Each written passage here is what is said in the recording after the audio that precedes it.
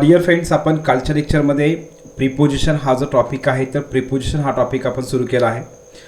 तर आपण कालच्या लेक्चरमध्ये प्रिपोजिशन जे आहे तर प्रिपोजिशनची डेफिनेशन काय आहे किंवा प्रिपोजिशन जे आहे तर प्रिपोजिशनचं फंक्शन वाक्यामध्ये काय असतं किंवा प्रिपोजिशनवरती कशा स्वरूपात प्रश्न विचारले जातात ते तर आपण घेतलंच. प्लस आपण कालच्या लेक्चरमध्ये ऑन असेल, इन असेल, ॲट असेल, ऑफ असेल आणि बाय असे हे 5 प्रिपोजिशन आहेत. ज्या प्रिपोजिशनवरती एमपीएससीने ज्या लेवलने ज्या पद्धतीने प्रश्न विचारले आहेत तर त्या सगळ्याच पद्धतीने आपण त्या ठिकाणी कालच्या लेक्चरमध्ये ज्या आपण त्याच्या कॉन्सेप्ट्स आहेत तर त्या कॉन्सेप्ट्स घेतलेल्या आहेत. आणि आपण तसेच एमपीएससीने कशा स्वरूपामध्ये प्रश्न विचारले तर ते पण आपण त्या ठिकाणी घेतलेलं आहे. तर डिअर फ्रेंड्स, आपण सुरुवातीला आजचे जे प्रिपोजिशन आहेत तर ते प्रिपोजिशन्स घेण्यापूर्वी यावरती नेमकं एमपीएससीने 2022मध्ये जे कंबाईन ग्रुप सीचा पेपर असेल किंवा त्याच्यानंतर अगोदरचे राज्यसेवेचा पेपर असेल तर या पेपरमध्ये नेमकं कशा स्वरूपात प्रश्न विचारले होते तर ते काही प्रश्न घेऊ आणि आपण नंतर पुढचे जे प्रिपोजिशन्स आहेत तर ते प्रिपोजिशन्स आपण घेऊ. तर डिअर फ्रेंड्स, मी कालही सांगितलं होतं की प्रिपोजिशन हा जो टॉपिक आहे तर हा प्रिपोजिशन हा टॉपिक प्रत्येक एक्झामसाठी प्रत्येक परीक्षेसाठी अत्यंत महत्त्वाचा टॉपिक आहे आणि या टॉपिकवरती प्रत्येक एक्झाममध्ये प्रश्न हे विचारले जातात. म्हणून आपण या ठिकाणी हा जो टॉपिक आहे तर हा टॉपिक एकदम व्यवस्थित कव्हर करणं गरजेचं आहे. आणि ज्या प्रकारे आपण काय करत आहोत जे त्याचे कीवर्ड्स आहेत तर ते कीवर्ड्स आपण घेत आहोत तशा प्रकारे आपण लक्षात ठेवणं गरजेचं आहे. चला तर मग आपण पाहू नेमके प्रश्न आपल्याला कशा स्वरूपात या 2022च्या पेपरमध्ये कशा स्वरूपात विचारले आहे. 2022मध्ये जेवढे पण पेपर झाले असतील तर त्याच्यामध्ये कशा स्वरूपात विचारले तर ते आपण बघू. तर आपल्याला हा जो प्रश्न आहे आपण मला असं वाटतं आपण कालही घेतलं होतं. डिअर फ्रेंड्स, या ठिकाणी बघा, फक्त मी तुम्हाला सांगितलं होतं याच्यामध्ये हा जो 83 नंबरचा प्रश्न आहे तर याच्यामध्ये आपल्याला हा प्रश्न बघा, आय एम टायर्ड ऑफ. तर या ठिकाणी हा टायर्ड ऑफ हे हा प्रश्न जे आहे हा प्रश्न विचारलेला आहे. ऑर्डर आणि रिझेंबल या दोन्ही शब्दासंदर्भात मी तुम्हाला सांगितलं. आपण पुढे तसे शब्द घेणार आहोत, मी तुम्हाला शब्द लिहून देणार आहे. ऑर्डर असेल, रिझेंबल असेल हे जे शब्द आहेत तर या शब्दासोबत कोणतेही प्रिपोजिशन आपण वापरत नाहीत आणि म्हणून या ठिकाणी लक्षात ठेवायचे हे दोनही वाक्य काय आहेत चुकीचे आहेत. ऑर्डर सोबत इथं या वाक्यामध्ये फॉर वापरला आहे आणि इथं काय केलं आहे टू वापरला आहे म्हणून या ठिकाणी दोनही वाक्य चुकले. त्याच्यामध्ये बरोबर वाक्य आहे हे. मग बघा, याच वाक्यावरती नेमकं एमपीएससीने अगोदरच्या पेपरमध्ये कशा स्वरूपातला प्रश्न विचारला होता तो प्रश्न तुम्हाला या ठिकाणी दाखवतो. मग बघा, हा जो आहे तर 345 नंबरचा प्रश्न हा कंबाईन ग्रुप सी 2018 विचारला. कंबाईन ग्रुप सी 2018 विचारलेला आहे. बघा, लक्षात काय ठेवायचे बघा, हे जे शुअर आहे तर आपण कालच्या लेक्चरमध्ये घेतलेले आहेत. कीवर्ड्स जे आहेत मी कीवर्ड्स तुम्हाला त्या ठिकाणी दाखवलेले आहेत घेतलेले आहेत. आपण शुअर सोबत आपण काय वापरतोय ऑफ वापरतोय. शुअर सोबत आपण काय करतो डिअर फ्रेंड्स ऑफ वापरतोय शुअर सोबत. त्याच्यानंतर नेक्स्ट टायर्ड ऑफ, पुन्हा एकदा इथं लक्ष द्या, टायर्ड सोबत आपण काय करतोय ऑफ वापरतोय. मग हे तुम्हाला इथं लक्षात काय ठेवायचं हे लक्षात ठेवायचं म्हणजे आपल्याला लक्षात येईल. आता हे आताचं ऑर्डरचं होतं ना, ऑर्डरचं बघा तेच वाक्य सेम सेंटेन्स आपल्याला कंबाईन ग्रुप सी 2018 विचारलं होतं. त्याच्यानंतर नेक्स्ट आपण हे वाक्याचं नंतर घेऊ डिस्कशन कशा प्रकारे काय राईट रॉंग.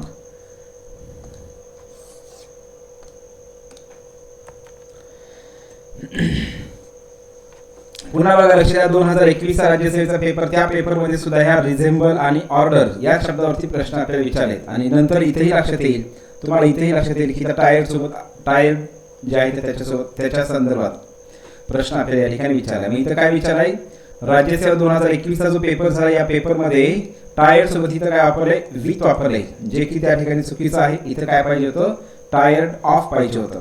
मग इथं ही रिझेंबल्स हेच वाक्य दिले आताच्या पेपरमध्ये कंबाईन ग्रुप सीच्या पेपरमध्ये बघा तुमच्या लक्षात येईल हेच वाक्य आहे. फक्त इथं काय केले त्यांनी ही रिझेंबल्स तेच वाक्य आहे, ही रिझेंबल्स टू हिज ब्रदर त्यांनी त्या ठिकाणी काय केलं हे टू वापरून म्हणजे हे वाक्य चुकीचं केलेलं आहे. आणि इथे हे ऑर्डरचं आहे तर ऑर्डरचं हे पण वाक्य इथंच तेच आहे. मग ही रिझेंबल्स इथं काय केलं आहे डिअर फ्रेंड्स, ही रिझेंबल्स सोबत या ठिकाणी काय केलंय आणि कुठलंही प्रिपोजिशन वापरलं नाही म्हणून या ठिकाणी हे वाक्य बरोबर आहे. या वाक्यामध्ये सुद्धा ऑर्डर सोबत कोणतंही प्रिपोजिशन वापरलं नाही म्हणून या ठिकाणी हे पण वाक्य बरोबर आहे. काय हे पण वाक्य या ठिकाणी बरोबर आहे. मग याच्यामध्ये वाक्य कोणतं चुकलेलं आहे तर याच्यामध्ये डिअर फ्रेंड्स काय आहे हे बी नंबरचं वाक्य चुकलेलं आहे. बी नंबरचं वाक्य जे आहे तर बी नंबरचं वाक्य या ठिकाणी चुकलेलं आहे. आणि मग या ठिकाणी जे आहे तर तुम्ही पाहिलं तर आपल्याला असं ए आणि सी असा ऑप्शनच नाही याच्यामध्ये. तर हे वाक्य जर आपल्याला येत असेल नसेल तरी पण आपण उत्तरापर्यंत पोहोचू शकतोय. याचं उत्तर काय असणार आहे? ए, सी आणि डी. ए, सी आणि डी अशा स्वरूपात आहे. तर हे तुम्हाला लक्षात ठेवायचं आहे. म्हणून पाठीमागचे क्वेश्चन्स पेपर, पाठीमागचे जे क्वेश्चन्स आहेत तर ते आपण त्या ठिकाणी रीड करणं गरजेचं आहे. शुअर सोबत पण आपण ऑफ वापरतोय. आता बघा, हा जो प्रश्न मी तुम्हाला काल सांगितला, आपण कॉन्सेप्ट घेतली होती. तर मेड ऑफ जे आहे तर मेड ऑफ कधी वापरायचे? एखादी वस्तू आपण दुसऱ्या वस्तूपासून बनवतोय, एखादी वस्तू दुसऱ्या वस्तूपासून बनते, मात्र त्याचे जे क्वालिटीज आहेत, मूळ जे क्वालिटीज असतात तर ते काय करत नाही, सोडत नाही, तसेच ठेवते, त्याला वापरायचे मेड ऑफ. मग या ठिकाणी मी तुम्हाला सांगितलं होतं, हा जो टेबल आहे the table is made of wood. मग टेबल कशापासून बनलाय? लाकडापासून बनलाय. जरी आपण टेबल बनवला तर ते लाकूडच राहते त्याच्यामध्ये, त्याला आपण काय करतोय डिअर फ्रेंड्स? ऑफ वापरतोय. आणि पेपर हा पण लाकडापासून बनतोय, परंतु लक्षात द्या paper is made from wood.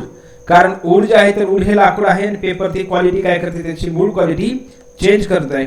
तर अशा वेळी काय करायचंय? मेड फ्रॉम वापरायचंय. इथं बघा काय वाक्य आहे? Biscuits are made of wheat flour. Biscuits are made of wheat flour. आता व्हीट फ्लोअर जे आहे तर व्हीट फ्लोअर काय असणार आहे? गव्हाचं पीठ म्हणतो आपण. तर त्या ठिकाणी मग आता बिस्किट्स वेगळं बनतंय त्याच्यानंतर त्याच्यापासून जे आहे तर मग ते पीठच राहते का त्या ठिकाणी? नाही. तर या ठिकाणी जे आहे तर मूळ क्वालिटी त्याची चेंज करतंय आणि म्हणून या ठिकाणी काय पाहिजे डिअर फ्रेंड्स? काय पाहिजे इथं? Made from. बरोबर. तर या ठिकाणी काय पाहिजे? मेड फ्रॉम जे आहे तर मेड फ्रॉम या ठिकाणी असायला पाहिजे. ठीक आहे. आणि आता याच्यानंतर आणखी एक गोष्ट लक्षात ठेवा, ही खूप वेळा विचारले आपल्या परीक्षेमध्ये. Don't cry over spilled milk. इथं जे असतंय तर इथं काय असते? स्पिल्ड मिल्क असतंय. लक्ष द्या काय असतंय? Spilled milk. स्पॉइल्ड गेलं इथं. स्पिल्ड मिल्क म्हणजे जे सांडलेलं आहे जे दूध, तर त्याच्यावरती रडत बसू नका. म्हणजे जे पास्ट मिस्टेक्स आहेत किंवा पास्ट एखादं झालेलं असेल चुका, त्याच्यावरतीच काळजी करत बसू नका, असा त्याचा अर्थ होतोय.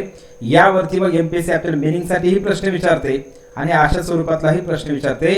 डोंट क्राय इथं लक्षात ठेवायचे. प्रेपोजिशन कोणते येते तर ओव्हर येते, हे लक्षात ठेवा. Don't cry over spoiled milk असं नसतंय, तर don't cry over spilled milk असतंय. म्हणजे याच्यामध्ये हे पण चुकलेलं आहे आणि हे पण चुकलेलं आहे. मग बरोबर कोणतं आहे याच्यामध्ये? आपल्याला विचारलंय, सॉरी इथे विचारलंयच इनकरेक्ट आपण. मग इनकरेक्ट कोणतं झालं?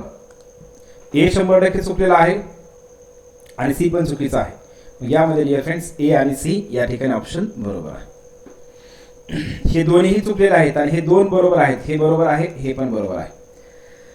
तर त्याच्यामुळं तुम्हाला या ठिकाणी पुन्हा एकदा सांगतोय, हा टॉपिक आपल्याला परीक्षेसाठी अत्यंत महत्त्वाचा आहे. तुम्ही हे कंबाईन ग्रुप सीचा जर पेपर बघितला तर या पेपरमध्ये बरेच मला वाटते 4-5 प्रश्न एका बॅक टू बॅक दिसतील तुम्हाला. बघा हे 4-5 प्रश्न जे आहेत तर 5 प्रश्न तर आहेत, एकाखाली एकच येथे. 5ही प्रश्न काय केलेत आपल्याला? फक्त आणि फक्त कशावरती विचारत? प्रेपोजिशनवरतीच विचारत. 5 प्रश्न सहज आहेत इथं समोर दिसतात 5 प्रश्न.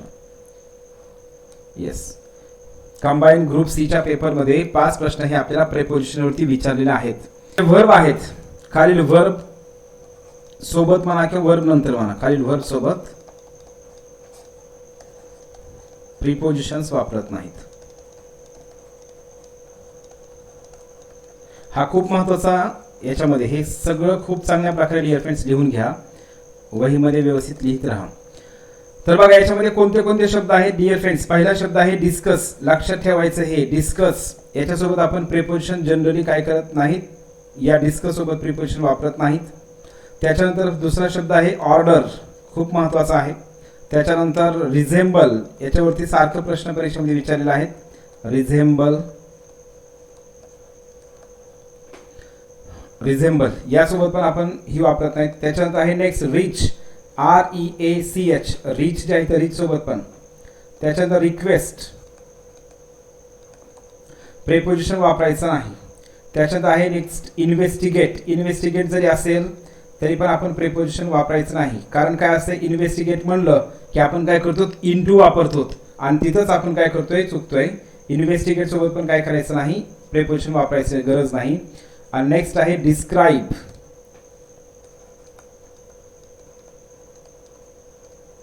डिस्क्राईब जे आहे तर डिस्क्राईब सोबत सुद्धा आपल्याला काय करायचं नाही, प्रेपोजिशन वापरायचं नाही. मग हे डिस्क्राईब असेल, डिस्कस असेल, ऑर्डर असेल. त्याच्यानंतर साईन, SIGN साईन. साईन म्हणजे सही करणे. आता हे असं का, त्याचं रिझन असं आहे, याच्यावरती एमपीएससी सारखं प्रश्न आपल्याला विचारत असते. आता काय असणार आहे, साईन ऑन द पेपर. मग आपण काय करतो, साईन ऑन द पेपर म्हणतो आणि तिथेच आपण फसतोय. तर या ठिकाणी काय करायचं, साईन असू द्या काही असू द्या, तर काय करायचं आहे, तर त्या ठिकाणी प्रिपोजिशन वापरायची गरज नाही. तर तुम्ही हे लक्षात ठेवा, describe, discuss, order, रिझेंबल, reach, request, investigate आणि हे जे साईन आहे, तर या शब्दांच्या नंतर आपण काय करत नाही, प्रिपोजिशन वापरत नाहीत. देयर इज म्हणजेच आपण प्रिपोजिशन यूज करत नाही. हे अत्यंत महत्त्वाचं आहे. आणि मी पुन्हा एकदा सांगतोय, जे पण आपण आता घेत आहोत ते एकदम वहीमध्ये एकदम चांगल्या प्रकारे व्यवस्थित 100% लिहा. मग हे नो प्रिपोजिशन म्हणू आपण इथं. आणि आता मग आपण सगळे ते आताचे जे प्रश्न समोर दिसते तर ते प्रश्न आपण या ठिकाणी घेऊ. हा खूप महत्त्वाचा नियम आहे.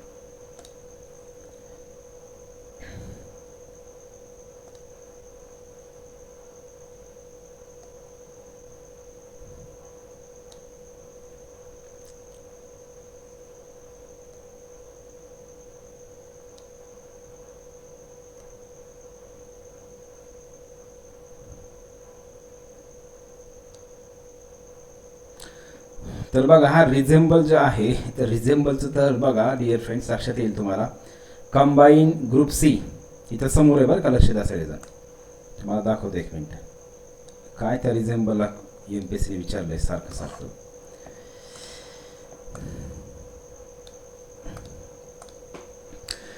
लक्ष द्या, कंबाईन ग्रुप सी चा पेपर आहे हा. यामध्ये बघा पहिलाच वाक्य, दिस बुक रिझेंबल्स टू दॅट. आता मला तुम्ही सांगा, हे बरोबर आहे का?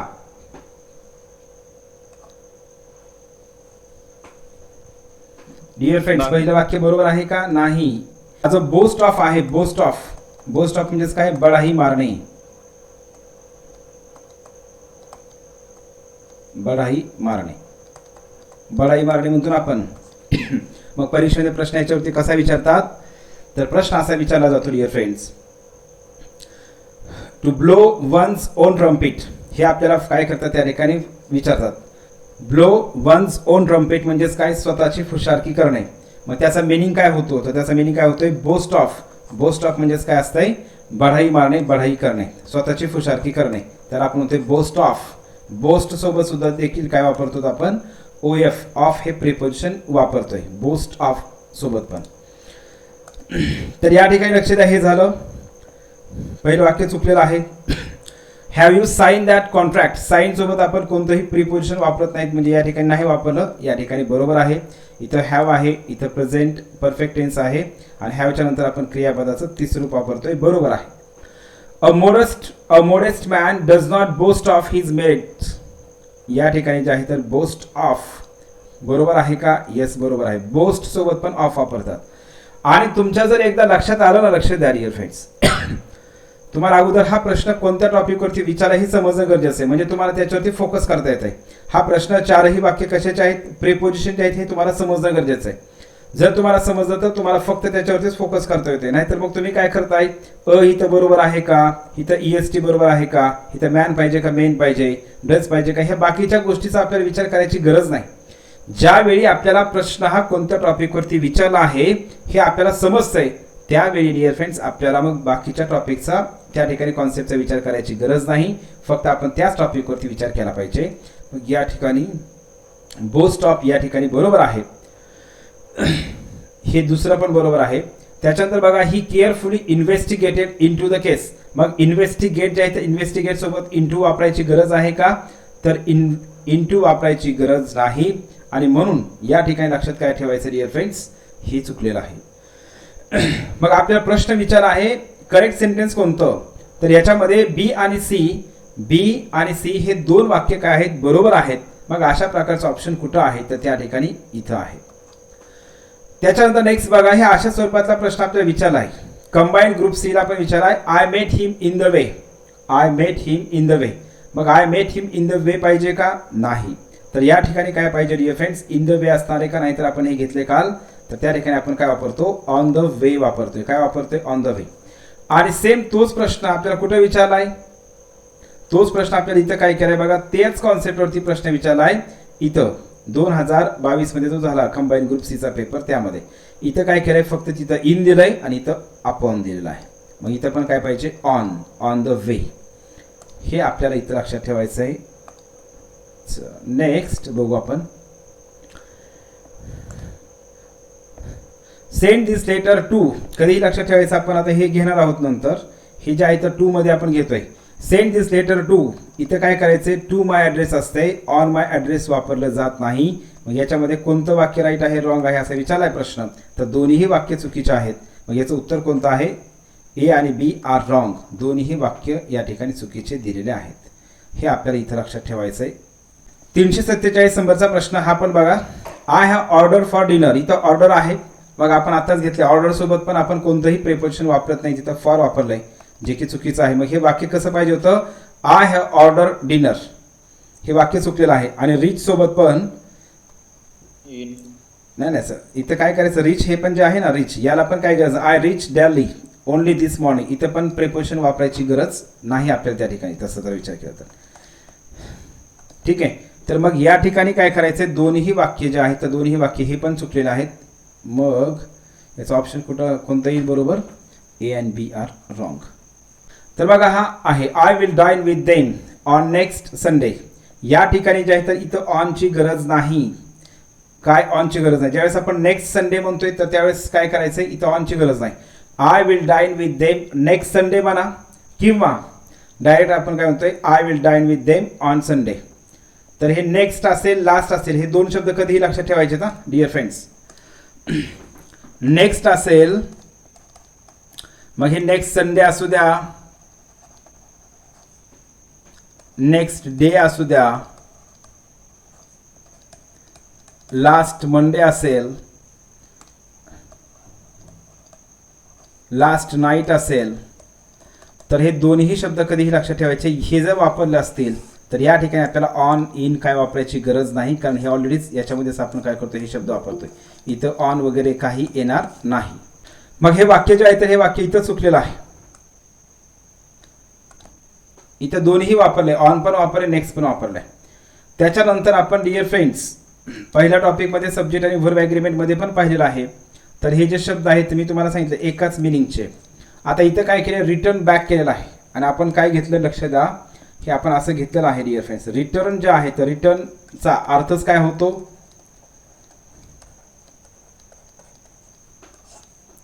रिटर्नचा अर्थ काय होतोय, कमबॅक होतोय. मग रिटर्न जर वापरला असेल तर नंतर पुन्हा डबल पुन्हा कमबॅक म्हणजे बॅक वापरायची गरज नाही. मग हे लक्षात ठेवायचं आहे, रिटर्न वापरल्यावर बॅक वापरलं जात नाही. जसं आपण टेल म्हणतो TEL टेल, टेलमध्येच काय येते डिअर फ्रेंड्स, से पण येतं आणि टू पण येतं. किंवा टोल्ड वापरतं त्याच्यामध्ये काय येतं आहे, सेड पण येतं आणि टू पण येतं आहे. मग आपण टोल्ड वापरल्यावर आपण टू वापरत नाही.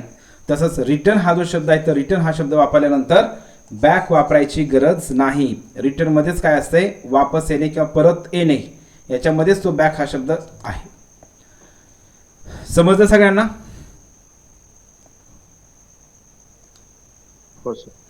असेच मग शब्द तुम्हाला लगेच सांगून टाकतो. वेट जे आहे तर WAIT, वेट सोबत आपण फॉर वापरतो हे बरोबर आहे. वेट सोबत आपण फॉर वापरतो हे बरोबर आहे.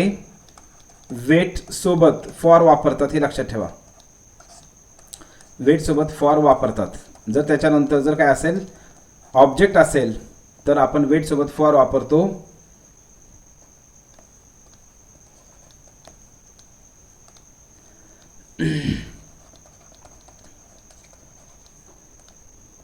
परंतु लक्षात ठेवायचं आहे अवेट असा पण एक शब्द आहे, क्रियापद आहे अवेट, एकच शब्द आहे बरं का. हे अवेट सोबत फॉर वापरत नाहीत, हे लक्षात ठेवायचं आहे. परीक्षेमध्ये एरर अशाही स्वरूपातला दिला जातो किंवा विचारला जातोय. म्हणजे कसं वाक्य देतात बघा MPSC, he is waiting, he is waiting, he is waiting him, sorry आपण काय करू, ही इज वेटिंग हर म्हणतो. त्याच्यानंतर next he is waiting for her म्हणा, फॉर हर तिसरं वाक्य आहे he is awaiting WAITING awaiting for her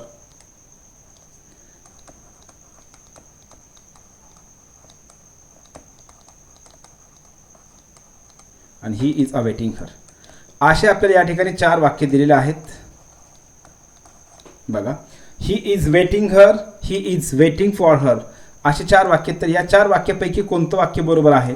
तर पहिलं चुकलेलं आहे, दुसरं बरोबर आहे, तिसरं चुकीचं आहे आणि चौथं बरोबर आहे. मग ज्यावेळेस आपण अवेट वापरतोय, अवेट वापरण्याच्या त्यासोबत फॉर वापरायचं नाही, हे आपल्याला इथे लक्षात ठेवायचं आहे. आलं लक्षात?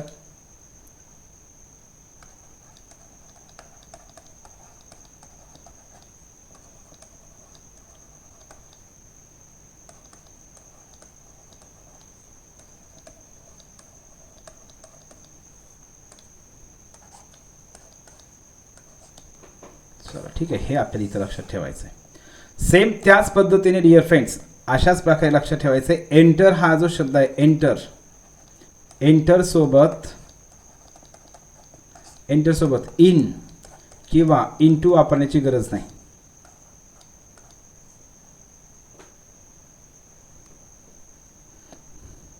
म्हणजेच आपण असं म्हणू सिंपल. मग MPSC कधी कधी काय इनसाइड कराल, मग तुम्ही लगेच म्हणजे कन्फ्यूज व्हाल. एंटर सोबत प्रिपोजिशन वापरत नाहीत.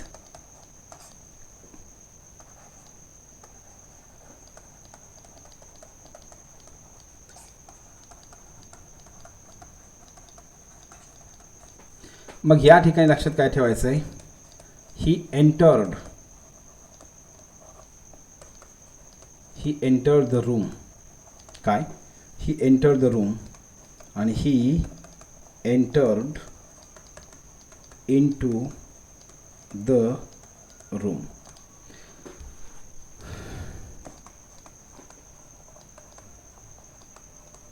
He entered in the room. मग आपल्याला अशा प्रकारचा प्रश्न त्या ठिकाणी विचारला जातो. मग कोणतं वाक्य राईट आहे, कोणतं वाक्य रॉंग आहे, तर मग आपल्याला इथं लक्षात काय करायचं डिअर फ्रेंड्स ठेवायचं आहे. मग कोणतं वाक्य बरोबर आहे, कोणतं वाक्य चुकीचं आहे, कोणतं असेल बघा बरं. एक नंबर बरोबर. एक नंबर. हां, सगळेच एक नंबर. Yes sir. तर या ठिकाणी बघा, हे बरोबर आहे, हे चुकलेलं आहे, हे चुकलेलं आहे. मग आपल्याला जर माहीत नसेल तर आपल्याला जे आहे तर आपल्याला जर हा नियम माहीत नसेल तर आपल्याला पहिलं वाक्य तर बरोबर वाटणारच नाही. एक तर आपल्याला दुसरं वाटणार, नाहीतर तिसरं. जास्तीत जास्त आपलं दुसरं बरोबर वाक्य वाटतंय. परंतु या ठिकाणी एंटरसोबत हे इनटू वापरायची गरज नाही, हे आपल्याला इथं लक्षात ठेवायचं आहे. तर बघा मग या ठिकाणी कोणतं. येस, 348 चालू होता आपला प्रश्न. 348मध्ये he went to school but return back. मग या ठिकाणी काय आहे? Return back. आणि म्हणून मी तुम्हाला तेच सांगतोय काय, ज्यावेळेस तुम्हाला समजतं की हा प्रश्न नेमका कोणत्या कॉन्सेप्टवरती विचारला आहे, मग त्यावेळेस तुम्ही एका सेकंदामध्ये उत्तरापर्यंत पोहोचताय. मग आपल्याला जर समजच नाही की नेमका हा प्रश्न कशावरती विचारला आहे, मग तुम्ही ह्याला कसं शोधणार की वाक्य नेमकं कशाचं आहे, हे वाक्य कशामध्ये नेमकं याच्यामध्ये एरर आहे किंवा कोणत्या टॉपिक संदर्भातला एरर आहे, हे आपल्याला मग जर लक्षात आलंच नाही तर मग आपलं तिथं 100% कन्फ्युजन होणारच आहे. कन्फ्युजन म्हणण्यापेक्षा आपल्याला ते उत्तरापर्यंत आपण पोहोचू शकत नाहीत. मग दुसरं पण वाक्य या ठिकाणी पहिलं पण चुकलेलं आहे आणि दुसरंही चुकीचं आहे. तर याचा ऑप्शन कोणता आहे मग डिअर फ्रेंड्स? काय विचारलं आहे? इनकरेक्ट. या ठिकाणी हे. तर ह्या अशा स्वरूपातले आपण जे MPSCने प्रश्न आपल्याला विचारले आहेत तर ते प्रश्न आपण या ठिकाणी घेतलेले आहेत. तर हे काय करा, लक्षात ठेवा, व्यवस्थित बघा. हे सगळे शब्द डिस्क्राईब असेल, डिस्कस असेल, ऑर्डर असेल, रिझेंबल असेल, रिच असेल, रिक्वेस्ट, इन्व्हेस्टिगेट, साईन, हे शब्द जे आहेत तर हे शब्द तुम्हाला लक्षात ठेवायचे आहेत. वी आर डिस्कसिंग किंवा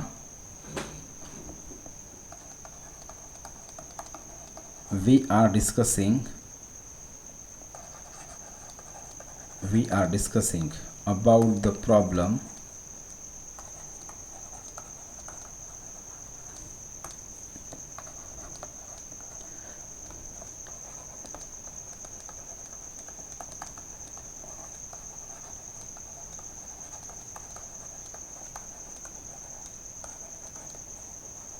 अबाउट द प्रॉब्लेम टुमॉरो. आता हे वाक्य विचारलं आहे परीक्षेमध्ये, हे सेम सेंटेन्स विचारलेलं आहे. फक्त आता मला या ठिकाणी आता आठवत नाही की कोणत्या पेपरमध्ये विचारलं आहे, पण हे 100% विचारलं आहे पेपरमध्ये. वी आर डिस्कसिंग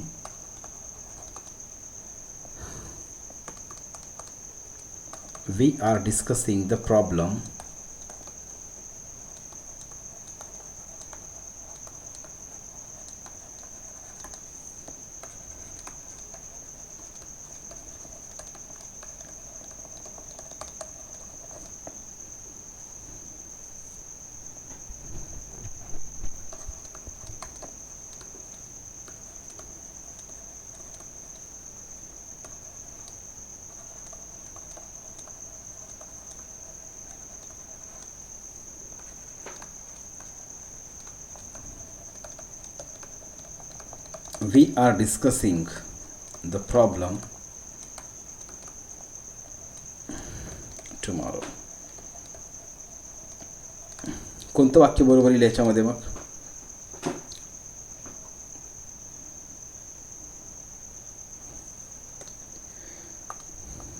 वाक्य कोणतं बरोबर येईल डिअर फ्रेंड्स? 4 नंबर. येस, बरोबर आहे. या ठिकाणी वाक्य कोणतं बरोबर आहे? येस, बरोबर. 4 नंबरचं वाक्य जे आहे तर 4 नंबरचं वाक्य या ठिकाणी बरोबर आहे.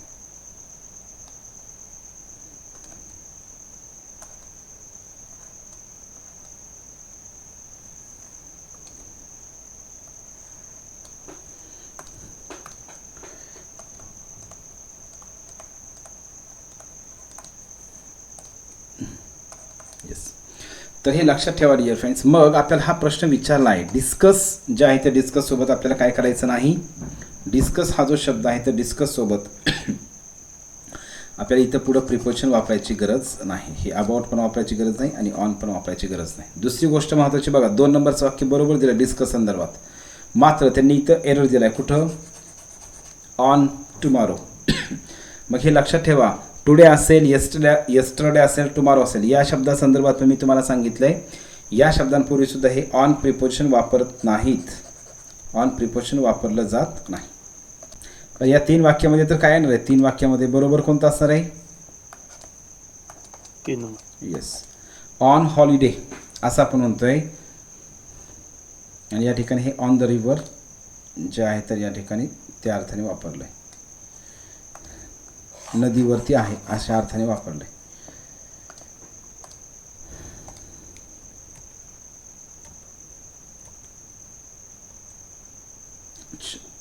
ठीक आहे. तर हे अशा स्वरूपात मग आपल्याला काय करायचे, हे सगळे शब्द पण लक्षात ठेवायचे. हे सगळे शब्द लक्षात ठेवा, हे शब्द लक्षात ठेवा. आणि याच्यामध्ये जे ऑफ आहे ना, आपण ऑफचं घेतलेलं, तर हे सगळं ऑफ काय करा, हे ऑफचं याच्यामध्ये हे ॲड करा. शुअर ऑफ आणि बोस्ट ऑफ हे पण त्याच्यामध्ये ॲड करा, म्हणजे लक्षात येईल तुम्हाला. चलो, तर आपण आजच्या लेक्चरमध्ये मग पुढचे जे शब्द आहेत तर पुढचे शब्द आपण या ठिकाणी घेऊ. आता पुढचे मी जे शब्द घेणार आहेत तर ते खूप महत्त्वाचे शब्द आहेत. बघा, लक्ष द्या सगळेजण. आता आपण हे 2 शब्द घेणार आहोत.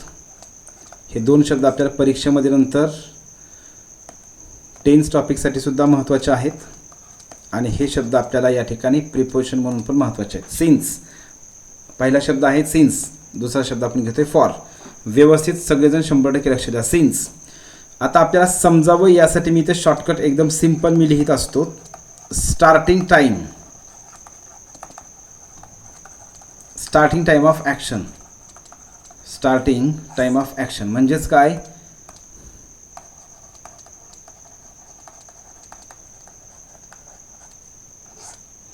क्रिया केव्हापासून. सिन्स कधी वापरतो आपण? स्टार्टिंग टाईम दाखवण्यासाठी. म्हणजे एखादी क्रिया चालू आहे पण ती केव्हापासून चालू आहे किंवा केव्हापासून होत आहे हे सांगण्यासाठी आपण काय करतो, सिन्स वापरतो. क्रिया केव्हापासून चालू आहे किंवा चालू होते. आता ते टेन्स वाईज ठरतं आहे. सिन्स हा शब्द आपण पुढे नंतर टेन्समध्ये घेणार आहे. सिन्स हा जो शब्द आहे तर सिन्स हा शब्द प्रेझेंट परफेक्ट टेन्समध्ये पण वापरतात, पास्ट परफेक्टमध्ये पण वापरतात. आणि सिन्स हा शब्द प्रेझेंट परफेक्ट कंटिन्युअस आणि पास्ट परफेक्ट कंटिन्युअस टेन्समध्ये पण वापरतात. हे आपण पुढे टेन्समध्ये घेऊ. आता इथं काय त्याचं लगेच टेन्शन घ्यायची गरज नाही. सिन्स कधी वापरायचे? एखादी क्रिया चालू आहे, सुरू झाली आहे, पण ती केव्हापासून झाली यासाठी आपण काय करतो? सिन्स जे आहे तर सिन्स आपण यूज करतोय. म्हणजे कसं लक्ष द्या सगळेजण, सिन्स आपण यूज करतोय अशा स्वरूपात. सिन्स 7 वाजल्यापासून म्हणायचं आपण, त्यावेळेस आपण वापरतोय सिन्स 7 o'clock. आपल्याला सांगायचे 2001 पासून म्हणायचं आहे, तर आपण याला म्हणतोय सिन्स 2001. 1975 पासून म्हणायचं आहे, आपण म्हणतोय सिन्स 1975. सकाळपासून म्हणायचं आहे तर आपण म्हणतोय सिन्स मॉर्निंग. यस्टरडे पासून म्हणायचं असेल तर सिन्स यस्टरडे. एप्रिल पासून म्हणायचं असेल तर सिन्स एप्रिल.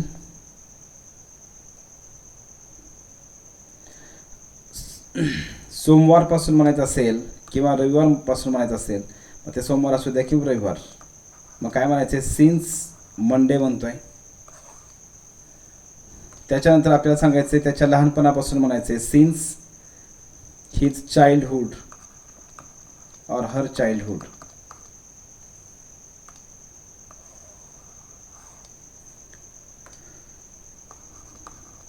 ही परीक्षेत खूप वेळा असते बरं का, आणि तुम्हाला पण विचारलं, डिपार्टमेंट PSIला विचारलं आहे, कालच्या पेपरमध्ये पण होतं. ह्याच्यावरती प्रश्न असतात सारखे हमखास सिन्सवरती. लक्षात ठेवा, सिन्स म्हणजेच काय? एखादी क्रिया चालू आहे किंवा चालू होती, पण ती केव्हापासून चालू होती यासाठी आपण वापरतोय सिन्स.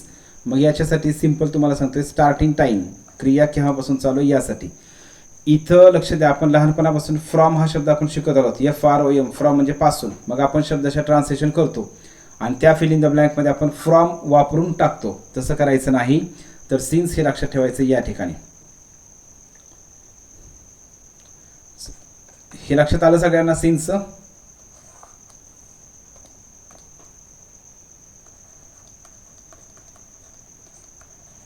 आपण पुढं नंतर हे घेणार आहोत टेन्स टॉपिक, तर मी घेणारच आहे, पण तुम्हाला इथं आणखी सध्या आपला सिन्स हा विषय चालू, मग आपण इथंच कव्हर करू. सिन्स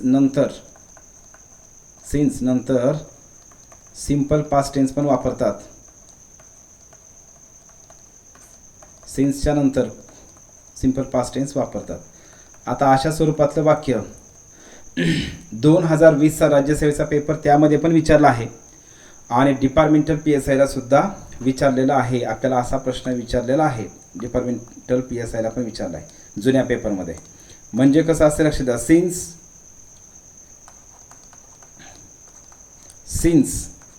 ही असं देतात आणि इथं काय करतात? फिल इन द ब्लँक असते. मग या फिल इन द ब्लँकमध्ये काय येईल असा प्रश्न तुम्हाला त्या ठिकाणी विचारला जातो. तर मग तिथं ऑप्शन देतात, कम येईल का, केम येईल का, कमिंग येईल का, आणि चौथा ऑप्शन देतात टू कम येईल. काय येईल असा आपल्या प्रश्न विचारला जातो. तर तुम्हाला लक्षात ठेवायचं आहे, सिन्सच्या नंतर काय केलं जातं डिअर फ्रेंड्स? नेहमी सिंपल पास्ट टेन्स वापरतात. म्हणजेच काय वापरायचं आहे? केम वापरायचं, सेकंड फॉर्म वापरायचं, सिंपल पास्ट टेन्स. हे तुम्हाला इथं लक्षात ठेवायचं आहे. तर हे झालं सिन्स संदर्भात. अगोदर हे सगळ्यांना समजलं का? सिन्स 7 o'clock, 7 वाजलेपासून, 2001 पासून असं म्हणायचं आहे, त्यासाठी आपण वापरतोय सिन्स 7 o'clock, सिन्स 2001. समजलं सगळ्यांना?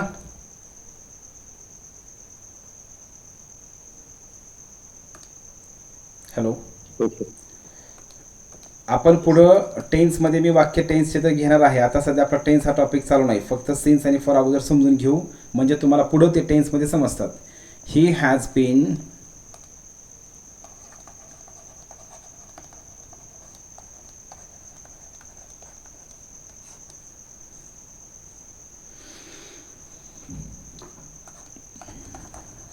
फ्रायडे. आता इथं काय येईल सांगा बरं? सिन्स. काय येईल इथं? सिन्स येईल. येस, बरोबर. हे झालं आपलं सिन्स संदर्भातलं. त्याच्यानंतर नेक्स्ट असाच शब्द आहे, अत्यंत महत्त्वाचा असणारा शब्द हा पण,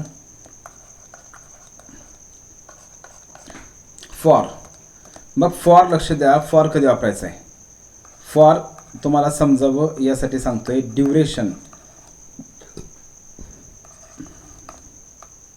ड्युरेशन ऑफ ॲक्शन म्हणा किंवा पिरियड ऑफ ॲक्शन म्हणतो आपण.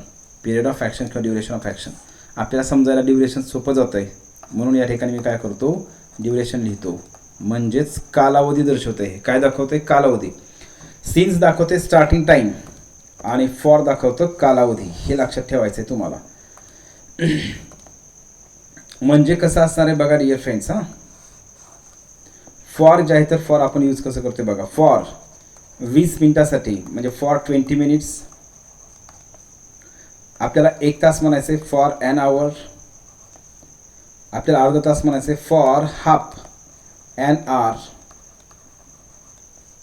आपल्याला 2 तास म्हणायचं आहे फॉर 2 आवर्स. आपल्याला 3 दिवस म्हणायचे फॉर 3 डेज म्हणतोय. आपल्याला 2 महिने म्हणायचे फॉर 2 मंथ्स.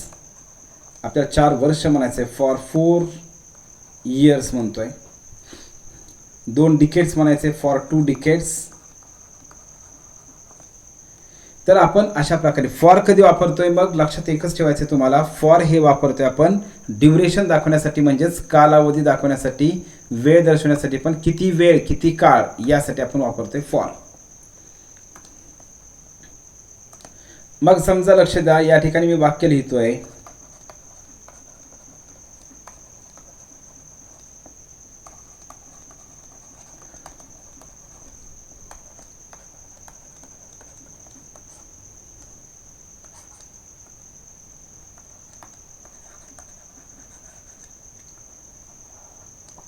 फाईव्ह डेज म्हणतोय मी.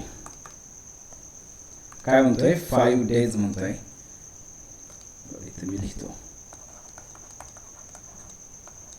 ही has been reading a book 5 days. मग आपल्याला इथं सिन्स वापरायचे का फॉर वापरायचे? काय वापरायचं आहे? काय वापरायचं आपल्याला इथं? फॉरच वापरायचं आहे. लक्षात ठेवा काय वापरायचंय? फॉर. तर हे लक्षात ठेवायचं मला. फॉर आपण या ठिकाणी यूज करतोय.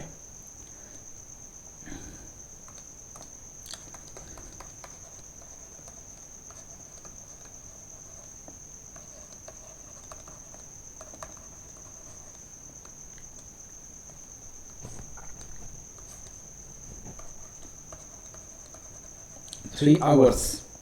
इथं सुद्धा काय होणार आहे? फॉरच येणार आहे. कारण इथं आहे ड्युरेशन. ड्युरेशन म्हणजेच कालावधी. लक्ष द्या या ठिकाणी. मग it has been raining for 3 hours.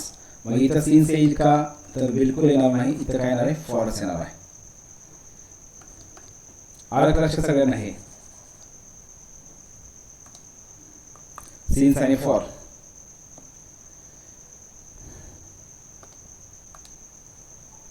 आपल्याला डिपार्टमेंट PSIचा जो पेपर झाला या पेपरमध्ये प्रश्न आपल्याला विचारला आहे. हा बघा डिपार्टमेंट PSI 355 नंबरचा प्रश्न आहे. She has been missing Monday last. मग या ठिकाणी काय होईल? मग सिन्स वापरायचे का फ्रॉम वापरायचे का फॉर वापरायचं का ड्युरिंग वापरायचं? काय वापरायचं?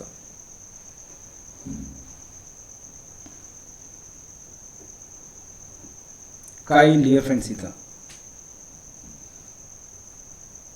सिन्स. येस.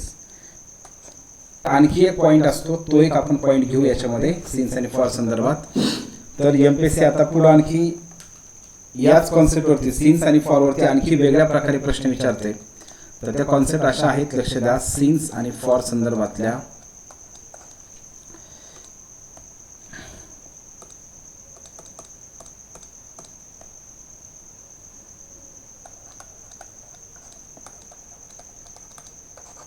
लक्षात ठेवायचे. लास्ट.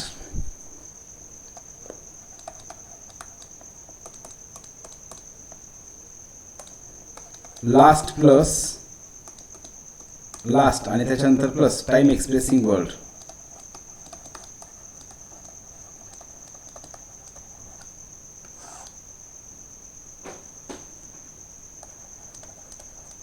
टाइम एक्सप्रेसिंग वर्ड म्हणा किंवा कालावधी दर्शना शब्द. जर last plus time expressing word असेल व लास्टच्या पूर्वी द आर्टिकल नसेल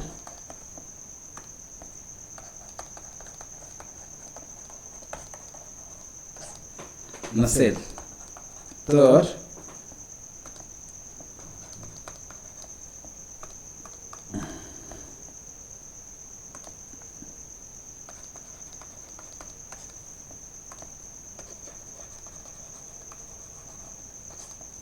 तर लास्टच्या पूर्वी सिन्स वापरतात. आता आपल्याला अशा स्वरूपातला सुद्धा प्रश्न आता विचारला जात आहे.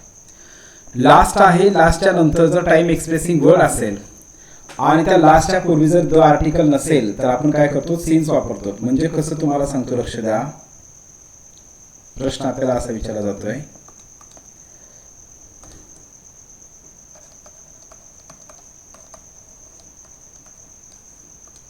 लास्ट 2 days, लास्ट 3 hours,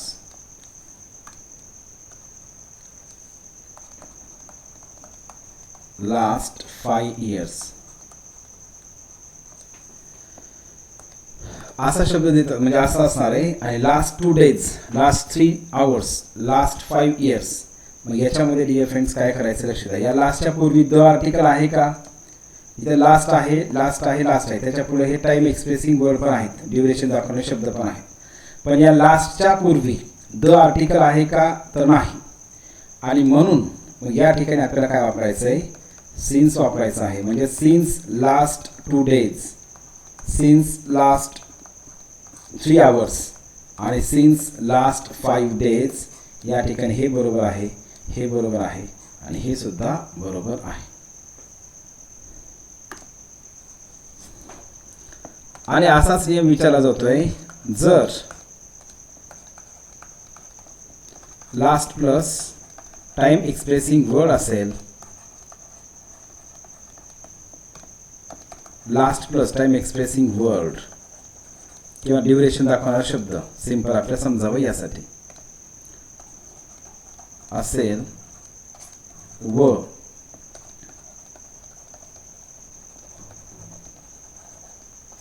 लास्टच्या पूर्वी द आर्टिकल असेल व लास्टच्या पूर्वी द आर्टिकल असेल तर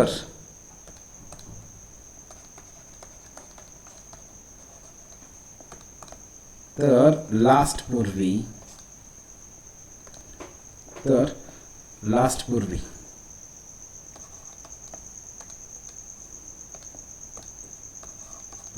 पूर्वी फॉर वापरतात. काय वापरायचंय, फॉर वापरायचंय. कधी वापरायचंय, द आर्टिकल असेल तर. मग तुम्हाला हा पण नियम आता लक्षात ठेवायचा आहे, कारण आता एमपीएससी काय करत आहे, आपल्याला फक्त डायरेक्ट सिन्स आणि फॉर नाही तर अशाही प्रकारचे प्रश्न आपल्याला विचारत आहे. मग तेच मी लिहितो इथं, जसं लिहिले तसंच, लास्ट 2 days 3 hours, तेच लिहितो, last 2 days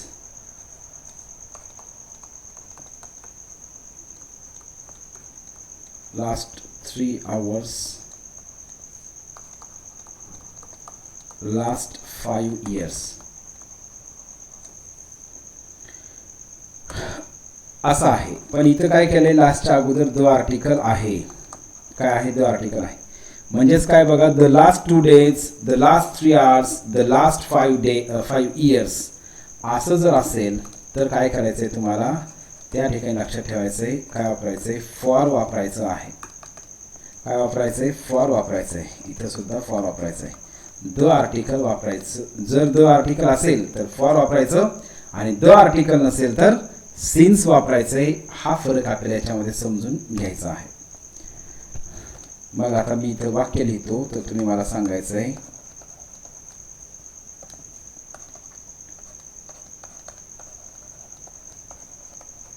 it has been raining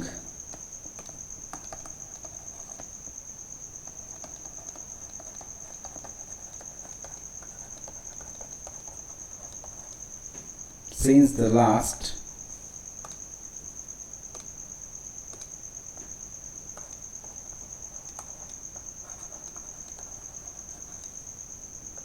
2 hours.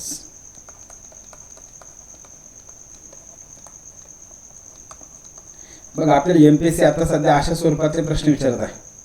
मग तुम्हाला नेमकं एरर कुठं आहे तर तो तर जर समजला तरच तुम्हाला ती वाक्य राईट आहे का रॉंग लक्षात येणार आहे. नाहीतर आपण किती जरी ह्या वाक्याकडे बघत बसलो तरी लक्षात येणार नाही.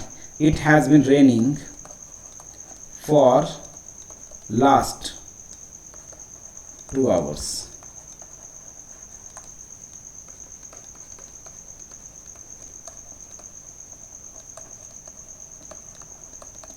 It has been raining since last 2 hours.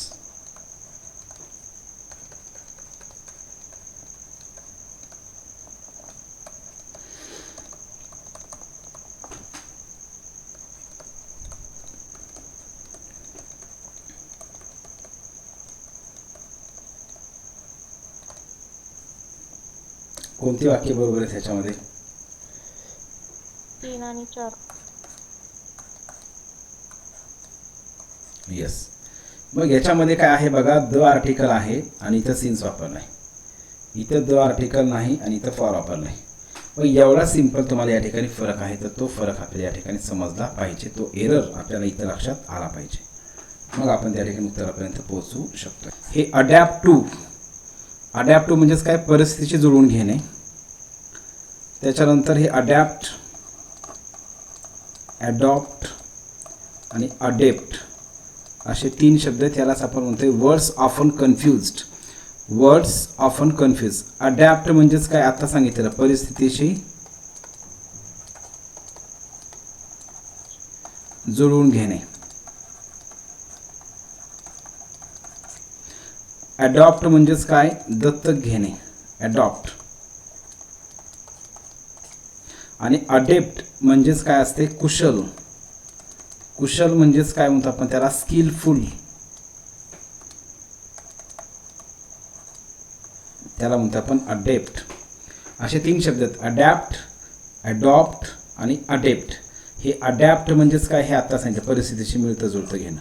आणि ॲडॉप्ट म्हणजेच काय करतो आपण, दत्तक घेणे. ॲडॉप्ट म्हणजे दत्तक घेणे. चला ठीक आहे. तर हे आपल्याला याच्यावरती पण प्रश्न विचारत, ॲडॉप्ट याच्यावरती. त्याच्यानंतर नेक्स्ट आहे ऑब्जेक्टिव्ह. एखाद्याला आपल्याला गोष्टीला कुठलं ऑब्जेक्शन असेल, ऑब्जेक्टिव्ह म्हणतो आपण त्याला. त्याच्यानंतर नेक्स्ट असे प्रिटेंड, सोंग करणे, नाटक करणे. त्याला आपण म्हणतोय प्रिटेंड टू. सोंग करणे, कशाचं तरी नाटक करणे, त्याला म्हणायचं आहे प्रिटेंड टू. लिसन सोबत पण आपण टूच वापरतोय नेहमी. Listen to, LISTEN, listen to.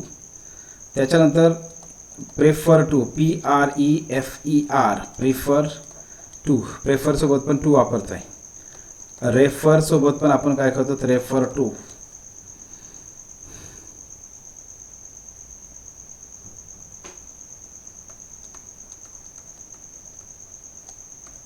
Succumbed, काय करतो आपण डिअर फ्रेंड्स, सकम जे आहे ते SUCCUMB, सकम्ड.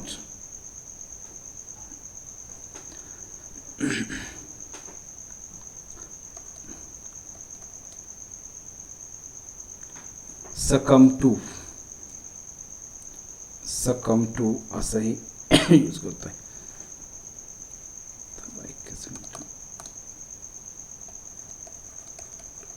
सकम टू म्हणजेच कशाने तरी मृत्यू होणे, यूज करतोय आपण सकम टू. त्याच्यानंतर अपॉइंटेड टू. मी सगळे क्वेश्चन पेपर पाठीमागचे बघून या ठिकाणी रेफर करून हे या ठिकाणी आपण याचे शॉर्टकट कीवर्ड्स, म्हणजे टू ज्यावेळेस तुम्ही वाचताय तर त्यावेळेस त्याच्या संदर्भात जेवढे पण प्रश्न जसे जसे विचारलेत तर त्याचं तुमचं रीडिंग झालं पाहिजे, यासाठी आपण हे अशा प्रकारे घेतोय. Attain to. मी कालच्याच लेक्चरमध्ये तुम्हाला सांगितलं होतं ब्लाइंड ऑफ आणि ब्लाइंड टू. ब्लाइंड ऑफ म्हणजेच काय, एखादा व्यक्ती एखाद्या डोळ्याने आंधळा आहे किंवा दोन्ही डोळ्याने आंधळा असेल तर त्याला आपण म्हणतो ब्लाइंड ऑफ. आणि ब्लाइंड टू म्हणजेच काय, दुर्लक्ष करणे म्हणतो किंवा एखाद्या गोष्टीकडे कानाडोळा करणे, दुर्लक्ष करणे, ब्लाइंड टू. त्याच्यानंतर लीड, एखाद्या गोष्टीला लीड करणे, लीड टू.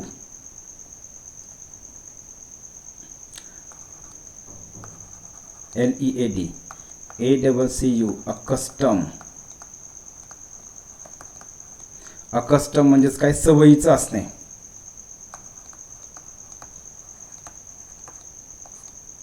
एखाद्या गोष्टी सवय लागणे, सवयीचं असणे, त्याला आपण म्हणतो अकस्टम्ड. त्याच्यानंतर इथं जे तुम्हाला सांगितलं सेंड द लेटर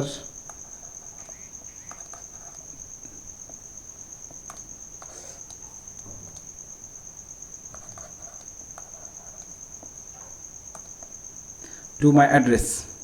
बरं लिहितो मी वाक्य ते कंप्लीट.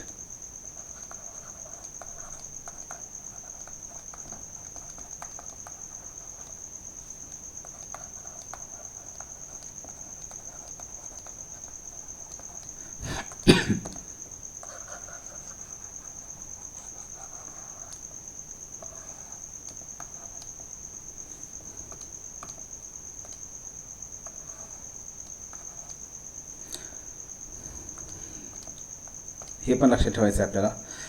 त्याच्यानंतर indifferent to,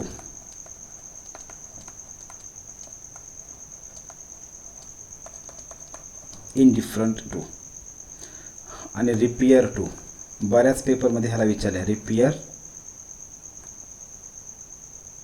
repairs to the roof.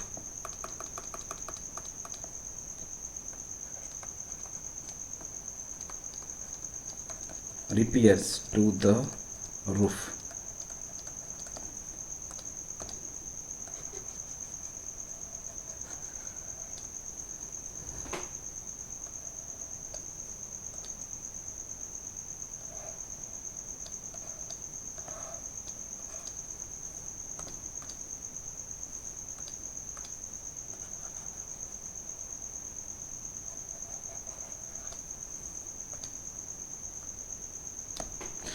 तर हे अशा स्वरूपामध्ये आपण काय करतो डिअर फ्रेंड्स, जे टू आहे तर टू आपण याला टू यूज करतोय. टू. आता हे शब्द आपल्याला हे लक्षात ठेवायचे, सारखं वाचायचे, सारखे रीड करायचेत. रिपेअर्स जे आहे तर repairs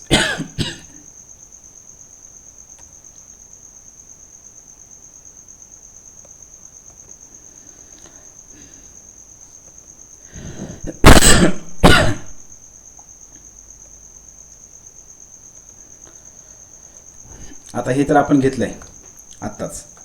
send this later on my address, नाही तर इथं पाहिजे टू माय ॲड्रेस. तर इथं पाहिजे टू, हे आपल्याला झालेलं ऑलरेडी, आणि इथं इनच्या ऐवजी ऑन पाहिजे. ठीक आहे. त्याच्यानंतर नेक्स्ट बघू.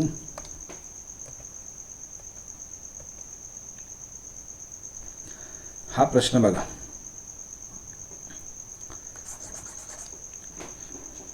STI 2014 विचारला आहे. The repairs in the roof. हेच वाक्य आणखी पेपरमध्ये विचारलेलं आहे, हेच वाक्य विचारलं जातं आहे. The repairs in the roof were completed quickly. तर याच्यामध्ये लक्षात काय ठेवायचं आहे, the repairs in the roof नाही, तर रिपेअर्स काय पाहिजे होतं इथं, या इनच्या ऐवजी काय पाहिजे, टू पाहिजे. बरोबर. आणि म्हणून या ठिकाणी हे वाक्य जे आहे ते वाक्य सुटलेलं आहे. हे आपल्याला इथं लक्षात ठेवायचं डिअर फ्रेंड्स. ठीक आहे. तर हे बघा अशा स्वरूपात प्रश्न आपल्याला विचारलेला आहे या रिपेअर्स संदर्भात.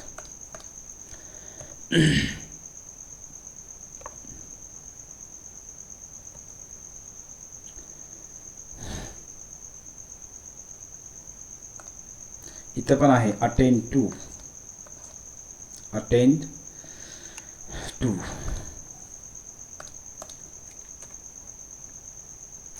त्याच्यानंतर आपण हे पण घेतलेलं आहे, कुठलं, मेंबर ऑन द कमिटी. हे झालं आहे आपलं मेंबर ऑन द कमिटी. ठीक आहे. त्याच्यानंतर नेक्स्ट बघा,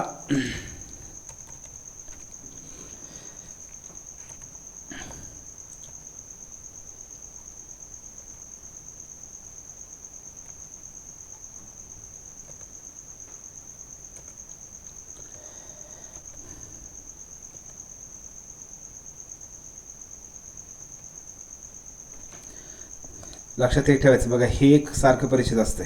हा जो प्रश्न सांगायला लागला तो, हे डिस्पोज्ड ऑफ, हे लक्षात ठेवायचं आहे. जसं आपण कालच्या लेक्चरमध्ये मी तुम्हाला सांगितलं डील इन म्हणजेच काय सांगितलं, टू सेल. डील इन म्हणजेच काय, सेल करणे. कधी कधी त्याचा मिनिंग बाय पण देतात, पण डील इन म्हणजेच काय, सेल करणे, विकणे. याच्यावरती सारखा परीक्षेमध्ये प्रश्न असतोय. तसंच लक्ष द्या, डिस्पोज ऑफ.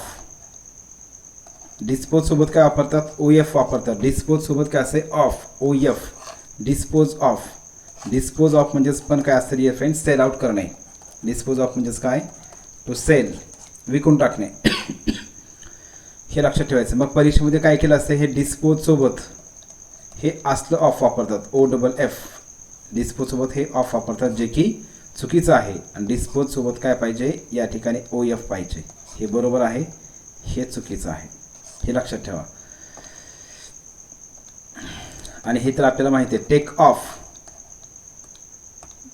टेक ऑफ याच्यासोबत डबल एफ असतंय, टेक ऑफ. हे बरोबर आहे, हे चुकीचं आहे. म्हणजे टेक ऑफ म्हणजेच काय, विमानाचं उड्डाण.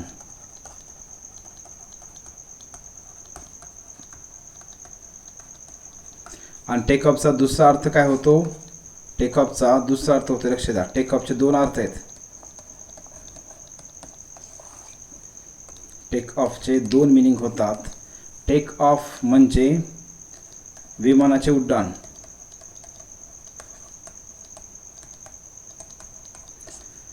आणि रिमूव्ह करणे म्हणजेच काढणे. रिमूव्ह हा जो शब्द आहे ना, तर या अर्थाने पण आपण काय करतो, आपण टेक ऑफ वापरतोय, रिमूव्ह करणे. हे लक्षात ठेवायचं आहे.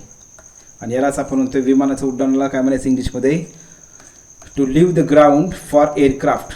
जे एअरक्राफ्ट जे ग्राउंड सोडतात, टेक ऑफ उड्डाण करतात, त्याला म्हणायचं आहे टेक ऑफ. हे दोन्हीही शब्द ह्या शब्दाचे दोन्हीही मिनिंग लक्षात ठेवायचे. टेक ऑफ विमानाचं उड्डाण आणि रिमूव्ह करणे.